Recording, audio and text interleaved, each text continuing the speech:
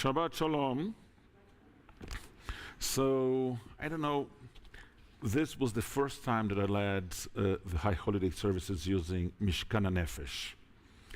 And I was impressed, positively impressed, but still impressed, by the number of pieces of protests that I found in its pages. For example, I was trying to find one now.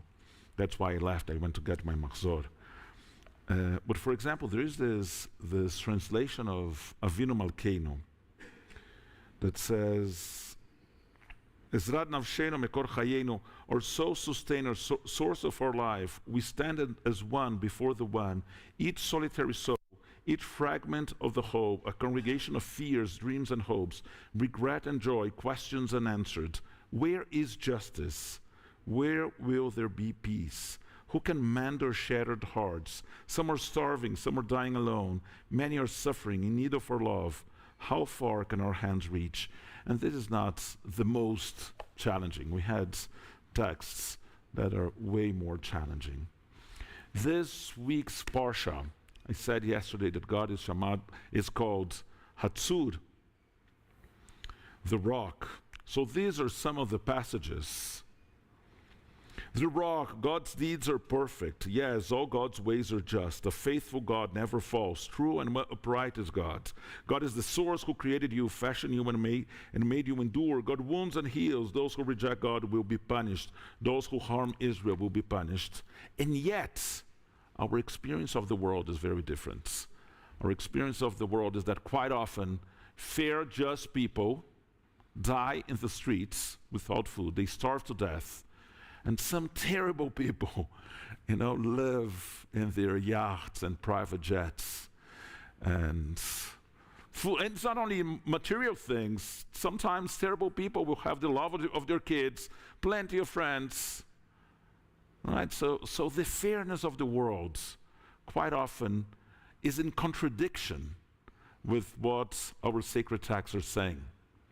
And that is something that has bothered our sages for at least 20 centuries, at least, maybe more. Maybe we'll find in the Proverbs.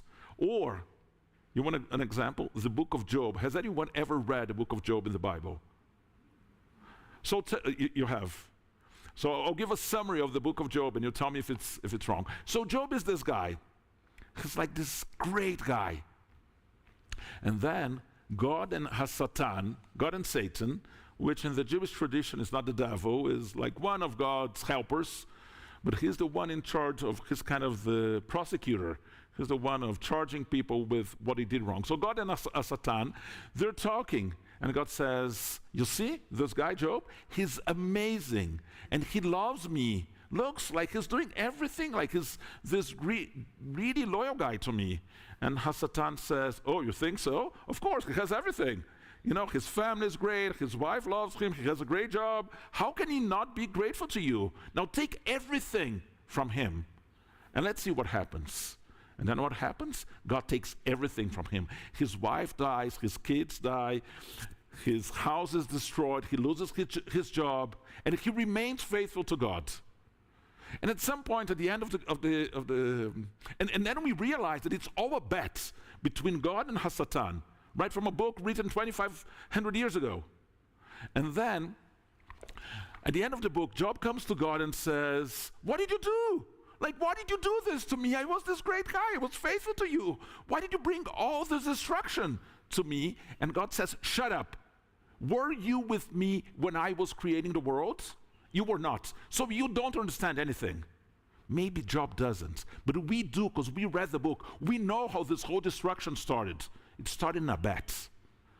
So this idea that terrible things happen to good people, maybe because we don't know what God was thinking, is already present in the Bible itself and in 20 centuries of rabbinic tradition. So here are some of the ideas. And I told Mike that he would like this topic, and if anyone wants to participate, this is supposed to be a conversation. This is a study session. By the way, we forgot to say the blessing for our study, so let's go back to page 200 206. Oh, 204.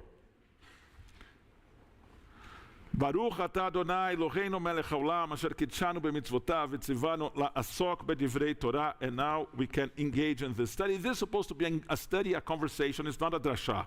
So feel free to participate. So I will bring some ideas from this great resource. It's called the Torah Commentary of Our Times, and it brings a lot of different ideas for every parasha. So the rabbis of old, they say that God balances midat adin, God's justice, God's sense of justice, with midat harachamim, God's sense of compassion. If God was to apply only the sense of justice, there would be no world, because with all the mistakes that we do, God would have destroyed all of us. But if, on the other hand, what God was too complacent, if midat harachamim is God's compassion was too strong, then we would do everything wrong without fear of consequences. So God tries to balance and keep us in balance.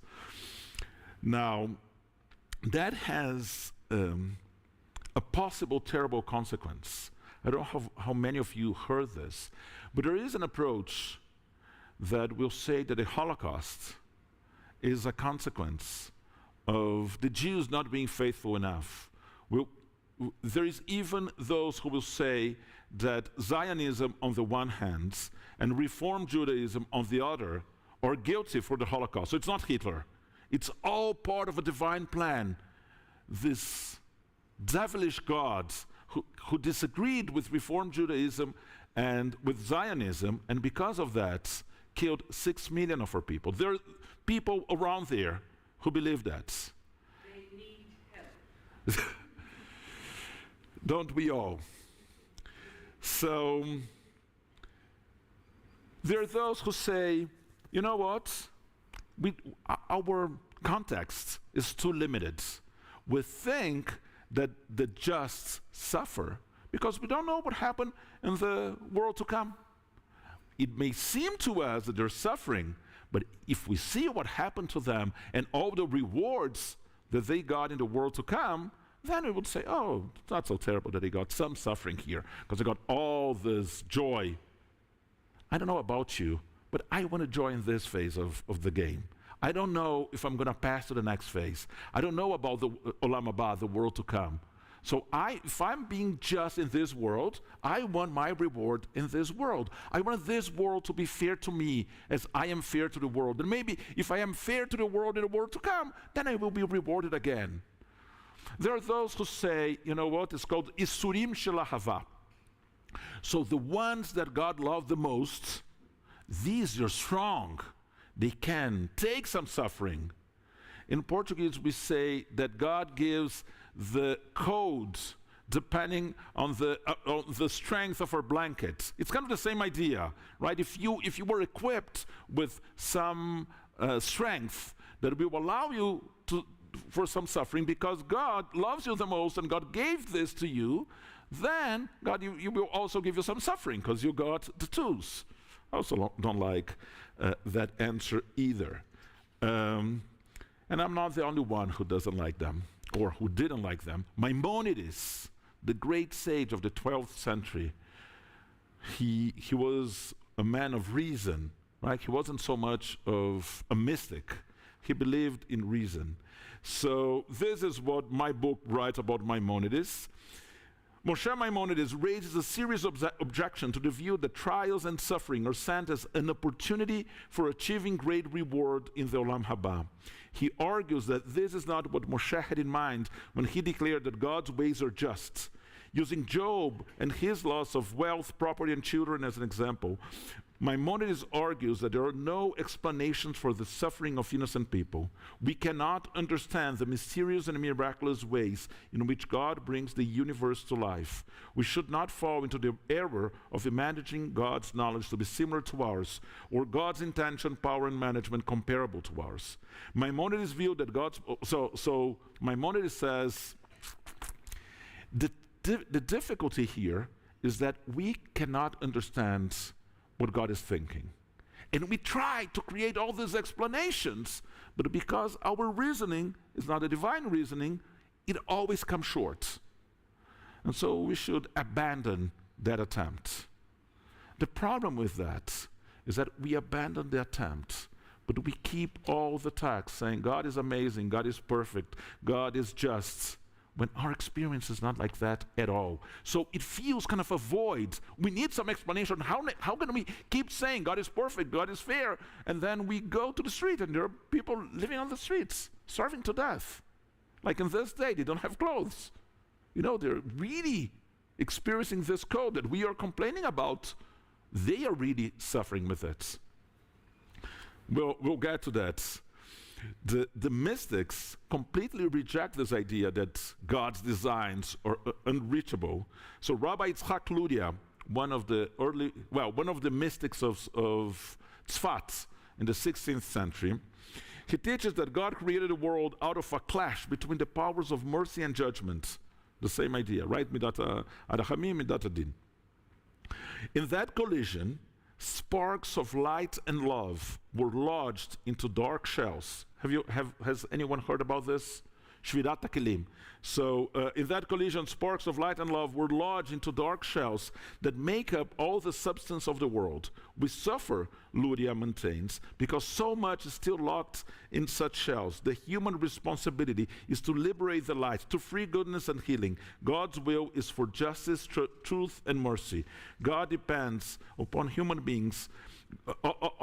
God, dependent upon human beings, is waiting for them to break the dark shells and release God's power for mercy and love. So here we get to this really interesting point. Has anyone read When Bad Things Happen to Good People? Yes? Amazing book. If you haven't read it, find it and read it. So this is a rabbi whose son had a genetic disease, and he died very young. I think he was 12 when he died. And then the rabbi says, look, I'm good to people. I'm an observant Jew. I'm keeping the commandments. Why did this happen to me? Then he says, there are three things that cannot all be true. We need to choose two. One needs to be false. And the three statements are, God is good. God is all good. The second is God is all powerful. And the third is there's suffering in the world. So that you might decide to give up on their suffering in the world. You might say, oh, because we have a limited perspective.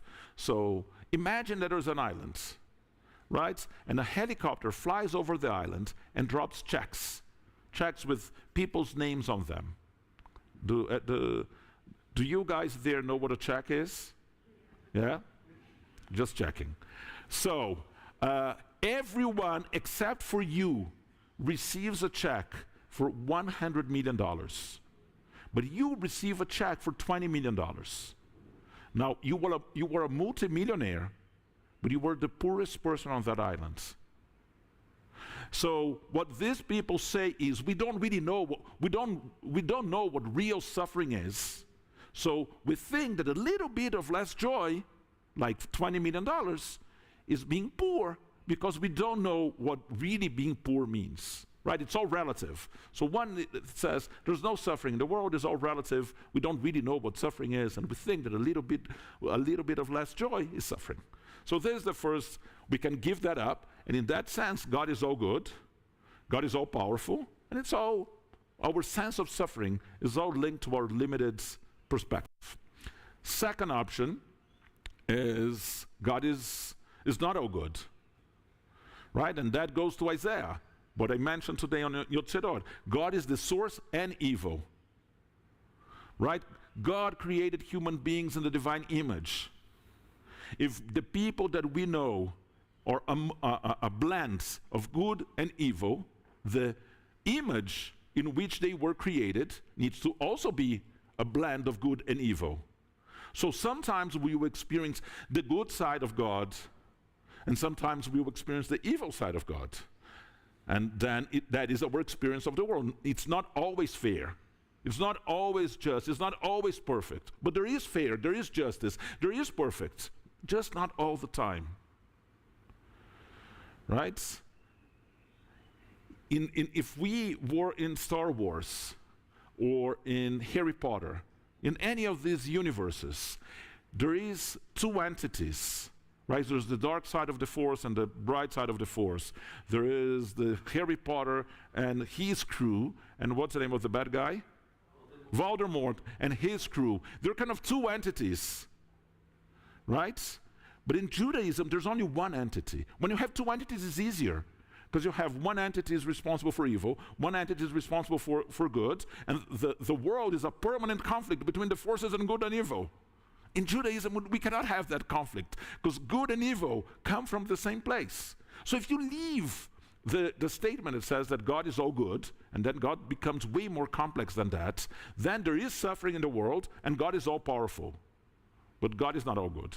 The third option, and that is the option that Rabbi Kushner, the author of the book, and all that I'm telling you is in the preface to the book. So you can still buy the book, read it. I'm not giving you any spoilers. Or I'm not giving you any spoilers that are not in the first chapter. Then, if you say that God is not all powerful, that is wrong. Then God is all good, and there is suffering in the world. Why? Because God is not all powerful. And God tries to do the best that God can. But because God cannot do everything, and one of the expressions of this, it says that God created human beings with free will. And the suffering that we see in the world is the price we pay for free will. The terrible consequence of this is that the people paying the price are not the same people who are misusing their free will. Right? Some people misuse their free will, and some other people pay the price. But it is the consequence of the. So, Rabbi Abraham Joshua Heschel, that we love to quote, he says, God, he argues, gives us commandments for justice, truth, goodness, and love. Human beings are unfaithful to them and unfaithful to God. They bring the evil upon themselves, and they bitterly turn on God like selfish children looking for someone to blame, crying out, "Where are you?" saying to God, right? We have profaned the word of God, and we have given the wealth of land, the ingenuity of our minds, and the dear lives of our youths to tragedy and perdition.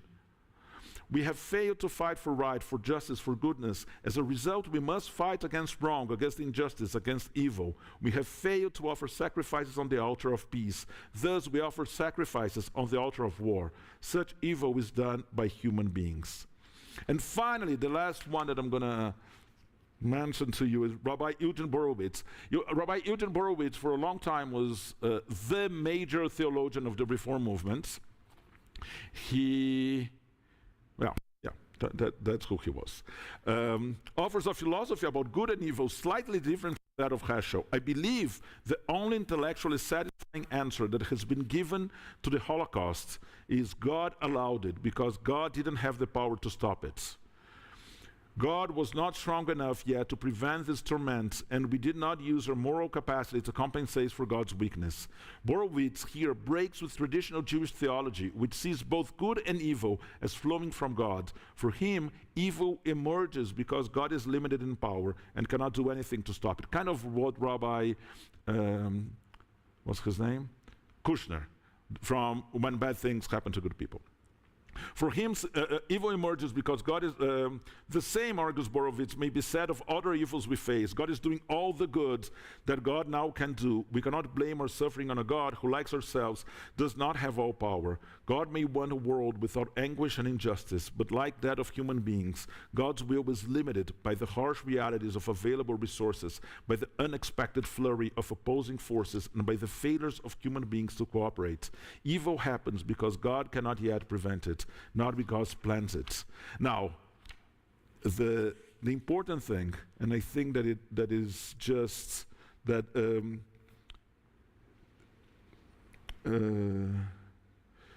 that is Heschel who said this. Heschel agrees with Moshe's declaration of faith that God's deeds are perfect, all God's ways are just, God is faithful, true, and upright. God, says Heschel, abhors evil and therefore demands of us deeds that are perfect, just, faithful, true, and upright. God has not created a universe that we may have God has not created the universe that we may have opportunities to satisfy our greed, envy, and ambition. We have not survived that we may waste our years in vulgar vanities. Our task, and this is the end, concludes Heschel, is to use our energies and gifts to banish all evil from the world. God will return to us when we shall be willing to let God in. God is waiting constantly and keen for our effort and devotion. So one response to all of this is to say, there's evil in the world, there's suffering in the world. Another question that we can ask is, what face, given that there's evil in the world and suffering in the world, what is our role? What can we do in response to that? If anyone wants to continue the conversation, I'll be happy to do that. Given that no one said anything, it will be left to the bracha. Now we'll turn to the Torah service. Now a warning before the Torah service. Hebrew is a difficult language to read when we don't know the words, right? So because it doesn't have the vowels. For me, I lived in Israel for 4 years, so I can I can pretty well read modern Hebrew. I can read the newspapers. I'm good. But reading poetry is already really difficult to me. Now, reading Torah, because these are older words, is also difficult, because not necessarily I know the words. And when it is older poetry, like this week's Parsha, then it's especially challenging. So I apologize for all the mistakes that I know I will commit in reading today, but this is really challenging. Okay?